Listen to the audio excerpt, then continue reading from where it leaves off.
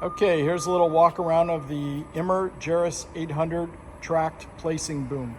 All right, so starting at the very beginning, you have your ground control panel. This is where you want to begin. You have your emergency stop. Your key right is for connecting to the radio. Left is for running it off the ground control panels.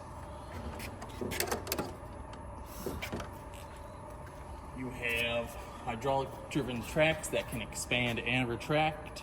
You have your main hydraulic block right here. Your GX 390 engine, that's the main source of power. You do have the option to run it off of the electronic motor. However, it's just going to be a little bit slower. It's less power compared to the main engine. So this gas motor is driving the hydraulic system? Yes. And it started with electric start by the 12-volt battery that's in the battery compartment. But in an emergency, you can disconnect the starter and pull start it? Exactly. Is that correct? Okay. Yes, yes. And on the front of the motor, you have an automatic choke that's controlled by the computer system. You do have a manual fuel cutoff though, which is right down here. Right is cut off, left is open. On the other side of the machine,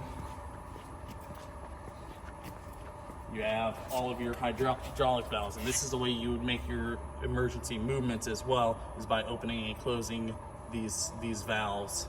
If there was a failure of the motor and you could not get electrical power? Exactly. You have the option to manually open them and send hydraulic fluid through the system without the machine in operation. You have all the valves break down inside of this cover, which will show you exactly what you need to do for each movement.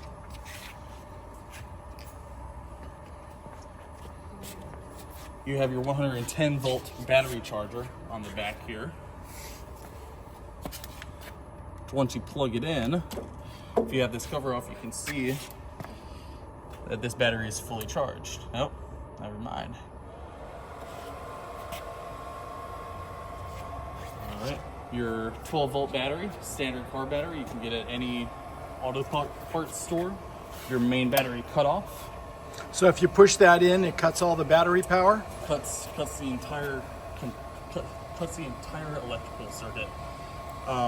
Your main fuse that controls all the power to the entire system, and then of course the battery charger, and then the battery charger reset by unplugging this.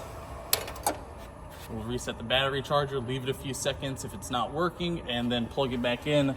That resets the battery charger. Up here you have your document box, which should have the user's manual and all the warranty information, as well as equipment for completing the emergency functions. Do you have any questions?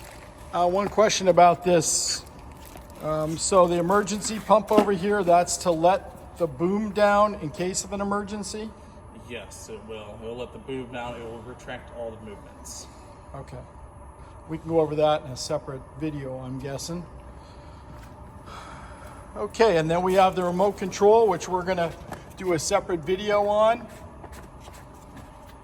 This is the first in the series.